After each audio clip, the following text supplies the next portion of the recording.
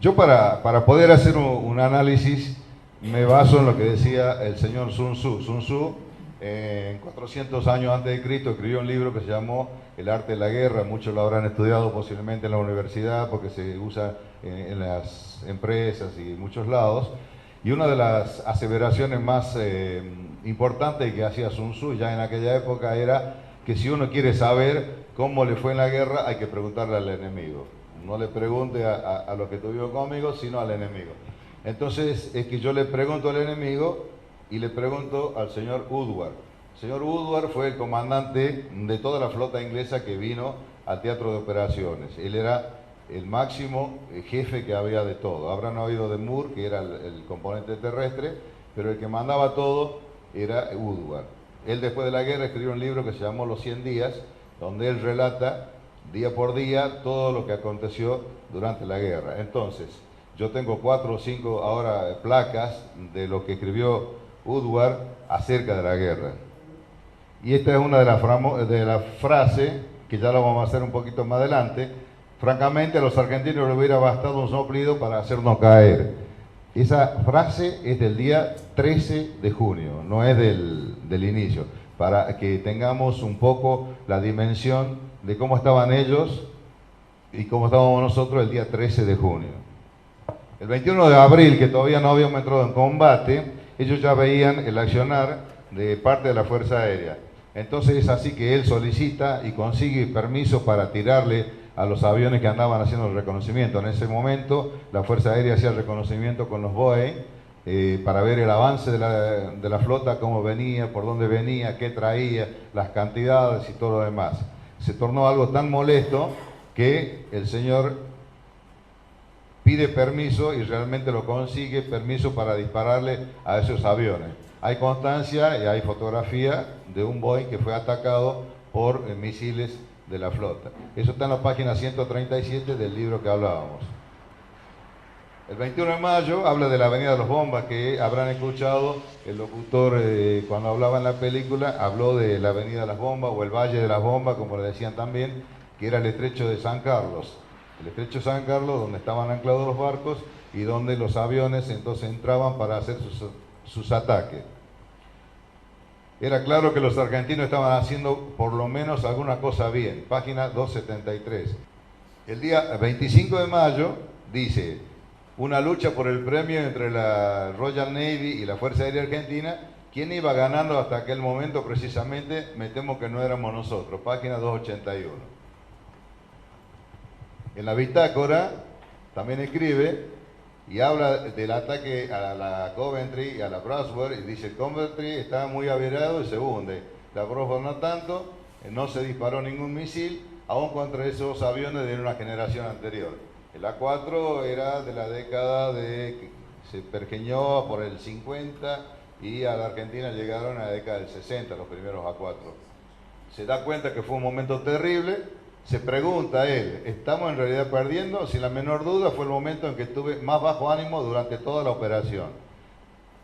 Y por último, el día 13 de junio, que es el que yo le decía, ustedes ven la fecha precisamente, estamos al límite de nuestras posibilidades. Solo 3 naves sin mayores defectos operativos, el 45% reducido a capacidad cero. Bueno, habla de los sistemas de cada uno y termina diciendo: francamente, si los argentinos pudieran solo respirar sobre nosotros, nos caeríamos. Tal vez ellos están igual, solo cabe esperar que así sea. De otra manera, estamos listos para la carnicería. Página 340. Todo eso está en el libro de los 100 días, lo que escribió el señor Woodward. Digo, para que tengamos una referencia cómo era el desempeño. O sea que no todo es tal vez como se contó en algunas oportunidades, en algunas acciones. Después de la guerra dice que a él muchas veces lo entrevistaron y le dijeron que los 255 muertos eran pocos porque era una guerra que había dejado pocos muertos ingleses. Entonces él, le dicen, fue una pequeña guerra. Claro, la comparaban con el Ulster, con Malaya, con Corea, con Kenia y todas las guerras que habían tenido los ingleses. Ellos hablan de 250 muertos. Y él dice, la gran diferencia es que perdimos estos 250 hombres en 6 semanas. Durante ese tiempo yo perdí casi la mitad de los destructores y fragatas que había comenzado. Dice, y que la cantidad de muerte, la velocidad, más de 10 veces peor sufrido por cualquiera de nuestras fuerzas después de la Segunda Guerra Mundial. La guerra que duró 70 días había dejado, y esos son los muertos oficiales que ellos dicen. La gran discusión que muchas veces tenemos si realmente la Fuerza Aérea atacó junto con la naval al portaaviones Invencible. Nosotros como Fuerza Aérea tenemos 2 pilotos que sobrevivieron a ese ataque, que llegaron hasta el borde y que ellos dan fe de que realmente el Exocet le pegó al portaaviones y que ellos lanzaron sus bombas contra el portaaviones. Los ingleses dicen que no, que es el Avenger, una fragata que fue la atacada. Evidentemente 2 pilotos que ven, es muy difícil confundir un portaaviones con una fragata, no es muy fácil. Y después, pero yendo a lo que dice el señor Woodward, para no hablar de los nuestros, él no dice que lo haya perdido, pero sí el día 30 de mayo deja de nombrarlo.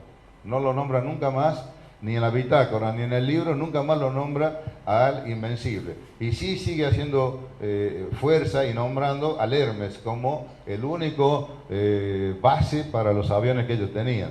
Inclusive empieza a pensar en construir una pista en alguna de las 2 islas para la operación de los aviones, ya que solamente de que no podía trabajar sin el Hermes y sin los Harriers. No confiaba ni una pizca en los argentinos, de modo que el Hermes se mantuvo en la zona de exclusión, allá afuera y lejos. También se mantuvo ese otro indicio que realmente por algo lo tenía tan lejos también al Hermes. Y bueno, no tenía ninguna otra pista segura. Y para entrar un poquito más en el tema, voy a hablar 2 o 3 palabras de las bajas británicas. Este es un estudio bastante serio, después yo le voy a poner al fondo la bibliografía que usa este hombre para que realmente se vea que ha hecho un trabajo de investigación bastante profundo, que no habla por hablar, y dice que ha intentado confirmar por ambos bandos cuánto realmente era la cantidad de las bajas británicas. Esto está escrito a 26 años, evidentemente esto hace 10 años, podría haber alguna actualización, pero esto hasta este momento es lo que más se ha hecho en este estudio.